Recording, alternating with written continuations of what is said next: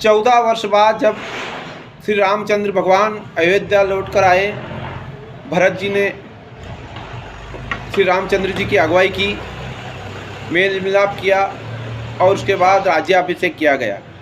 14 वर्ष तक जो भरत जी की सबने सहायता की, भरत जी ने सबको प्रणाम किया, सबके चरण छुए, गुरु वशिष्ठ जी के चरण छुए, माताओं के चरण छुए और श्री रामचंद्र जी के कहने पर माँ कैकेयी के भी चरण छुए।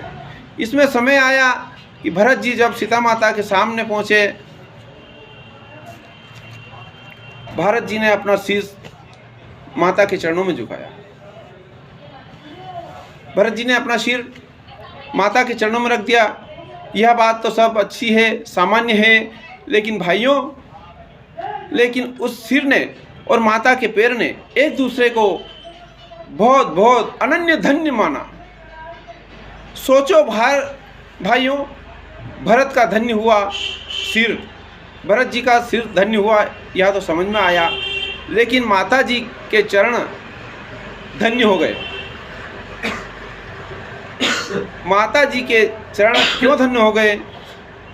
क्योंकि भरत जी का सिर इसलिए धन्य हुआ कि जिन चरणों में रख दिया वह सामान्य चरण नहीं थे। स्वयं जगदम्बा भवानी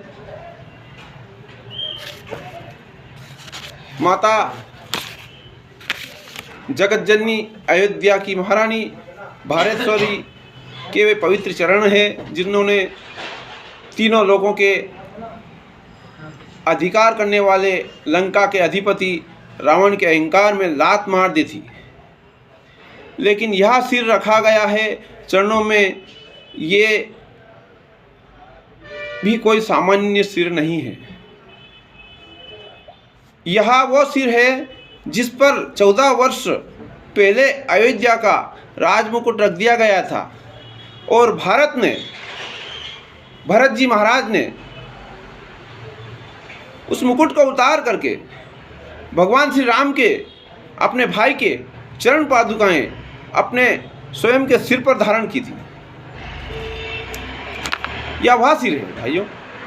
इसमें शिक्षा यह मिलती है कि आजकल की लड़कियां थोड़ी सी रोशनी देखी नहीं कि दूसरों के साथ हो जाती है, सो ये नहीं होना चाहिए। और अब कई भाई अपने बच्चों के लिए भाई से दुश्मनी कर लेते हैं, तो भाई का साथ कभी ना छोड़ें और नरक से बचें।